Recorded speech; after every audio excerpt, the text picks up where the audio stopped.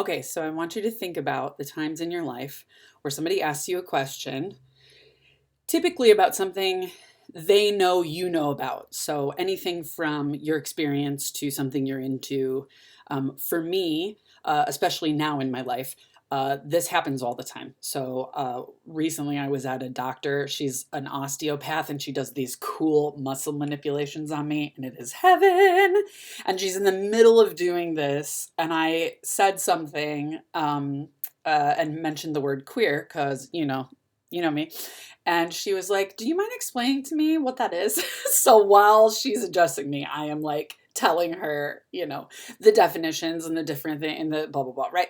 And that is just one. I mean, people ask me all the time why I don't want to get married, or, how Matthew and I met, or about my dad. My dad had a brain tumor no one's ever had before, or, whatever, or about people asking me all the time. I have my friends, my mom's friends. One, she's big, broad shouldered, and she was like, "I have a question." I was like, "Excellent," right? So think about all the times in your life that people ask you questions.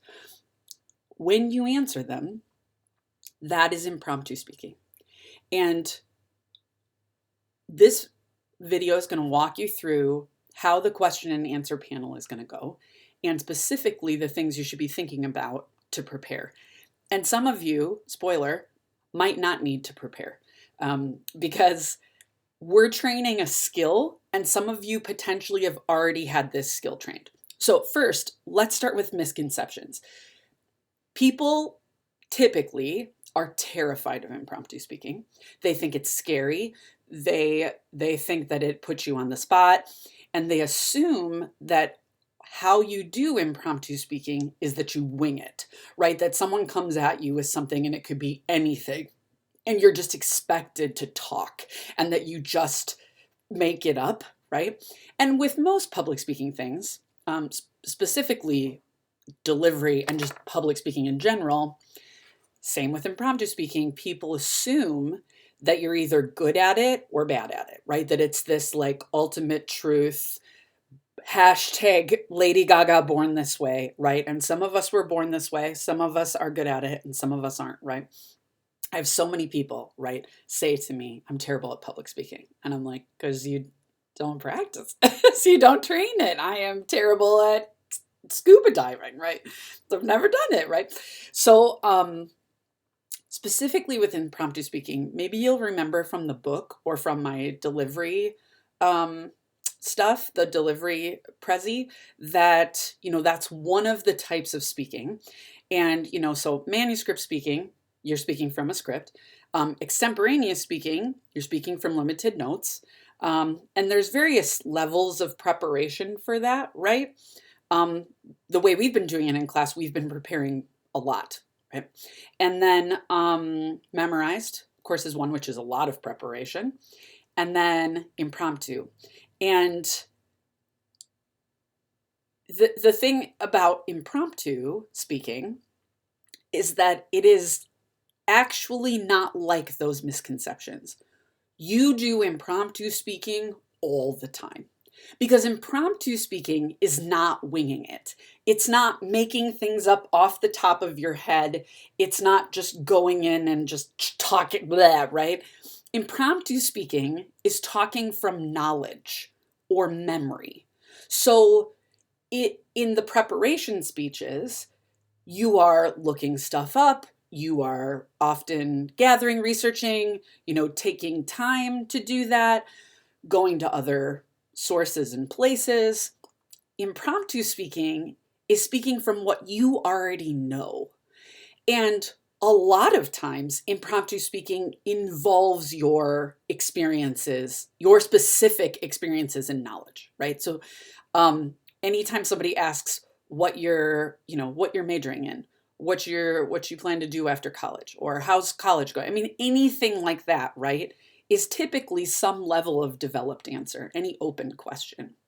So I started doing this activity because I had students in my class a couple semesters ago who were architecture students, and they said, "We have to present our stuff all the time in our field, and people ask questions and then we have to answer them. We would love to practice that. So instead of this being something that like some people are good at and some people aren't, this is a skill. This is a skill that you all do. I guarantee you all do this, right? And it is a skill you can get better at. So that's the goal, okay? That is the goal, to get better. Now, I'm always leery about doing impromptu stuff in class. You'll notice I don't even call this impromptu. I call it question and answer.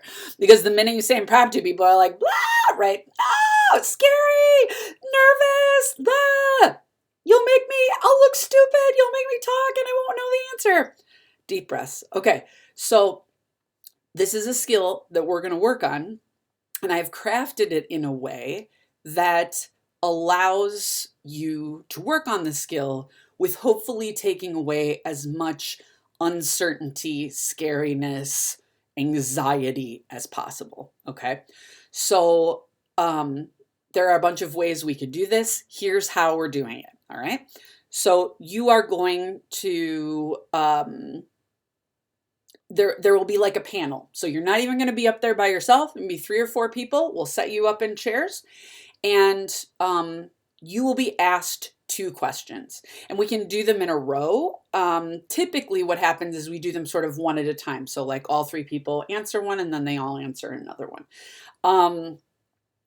The rest of the class is responsible for choosing and asking questions, and I expect all of you to be involved. This is more like an activity than a traditional speech, right? And I will print the questions. You can also have them. They're up on Canvas, so you can also have them pulled up on your device. But I'll have some printed. And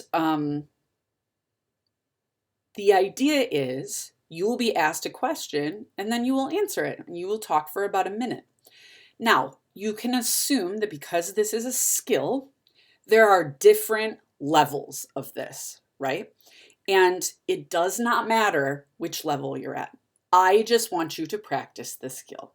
So most of you are at the very beginning, and someone will ask you a question, the answer will come into your head, or you'll be like, answers, and you'll have to pause a second and find one, and then be like, okay, answer, and then you'll just talk, right?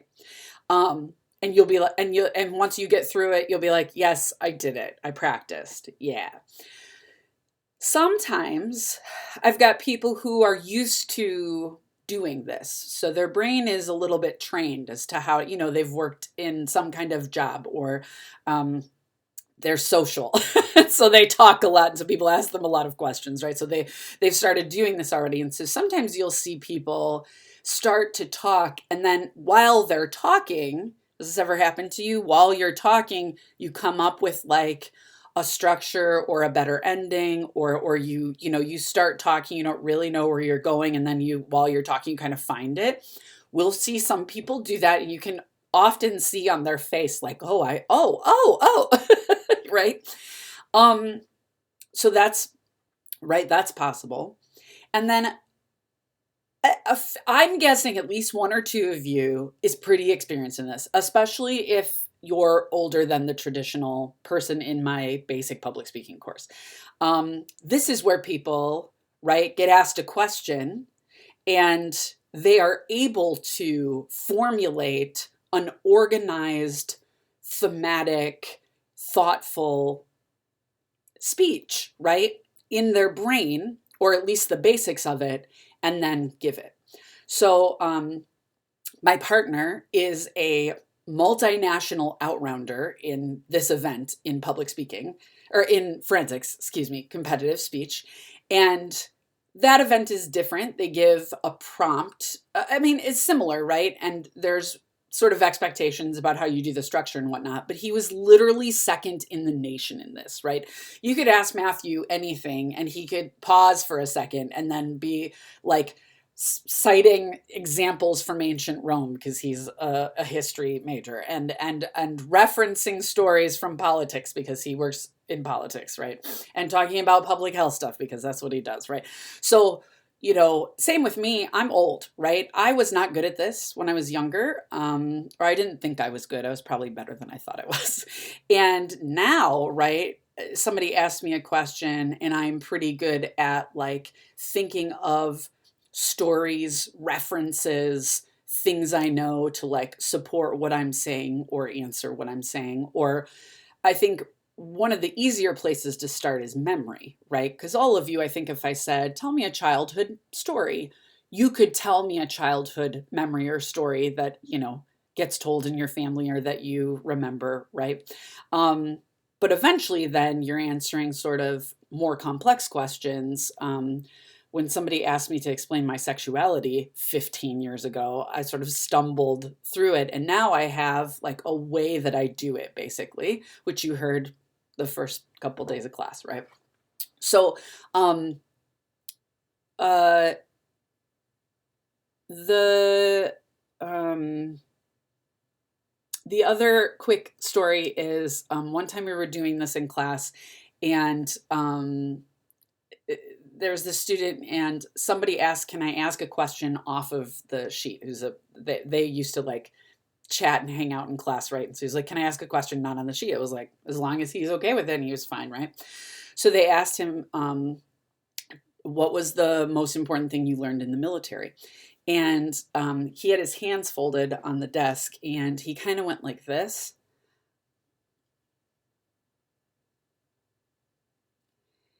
And then he talked, and then he started talking. He gave a beautiful answer. And I was so excited because I knew what he was doing, right? And so then I asked the class, right, like, what was he doing when he paused? And they said he was thinking of his answer. And him and I started smiling. And I said, what were you actually doing? And he goes, I was organizing my speech in my head. So don't be afraid to take a minute or a beat, right? At a minute. I always say to my kid, just a minute. And now she goes, it's a minute, when she means just a second, right? Is it? I need a minute, she'll say.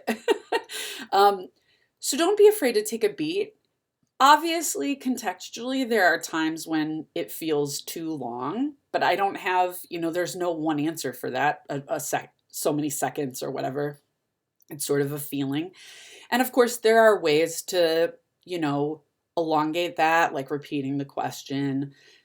Basically, you want to practice how you would do this out in nature, at parties, at family reunions, at job interviews, at presentations, at when you're speaking and they do a question and answer panel afterwards, right? How do you navigate this? And remember, it does not matter which level you're at, because it's not graded. You get points, but I don't grade you. If you do it, you get the points. Now, because I want to take away as much anxiety as possible. So I don't want you stressed about this. Just participate. And it's a safe space. So I will breathe dragon fire on anyone who is mean to you or mocks you or is unfair or whatever, right? So if you do not talk long enough, you'll notice none of the questions are yes or no. Or if they are, there's a follow-up like, would you go skydiving? Why or why not? All of the yes or no questions have something that then furthers them so that you can talk. So the idea is to talk for at least a minute for each question, because you're trying to develop something. You're not just giving a couple of sentences as an answer. Eventually, you might use, just in the same way you'd use resources, you're using things right? Stories, anecdotes, quotations, references. I mean, think about when you're really into something, like how you can give examples and make claims about it and have a conversation. It's like that. It's just one-sided. Yeah. So you want to be practicing to eventually get to that point where you are, having pretty structured, supported, fleshed out answers. And even though you might not be there right now, that this is a place to practice. The questions are up. They're up on Canvas.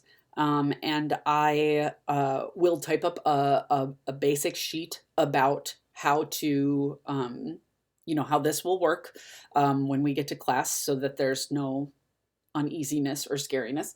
And we do it all in one day. It's gonna be fun. It's gonna be super fun. So no stress. The last thing I'll say is you should decide how much prep, or I don't want you to worry, right? Like how much concern you put into this. You do not have to do anything. You don't even have to look at the questions. If you're comfortable and want to do it this way, I mean, I personally, I just show up to class. I might look at the questions because I'm curious, but I wouldn't think about them. I wouldn't worry about them. If you're really anxious about doing this, you don't like talking in front of people, you don't like surprises, you don't like being caught off guard, go glance at the questions. The only thing I ask is that you don't spend a lot of time and energy on this. This is not meant to be, right? It's a tenth of the class. It is not, you get full points if you do it. It is not meant to be stressful. It is meant to be an experience and a place to practice skills. If you have any questions, email me. And I'm so excited. Yeah. Have a beautiful day.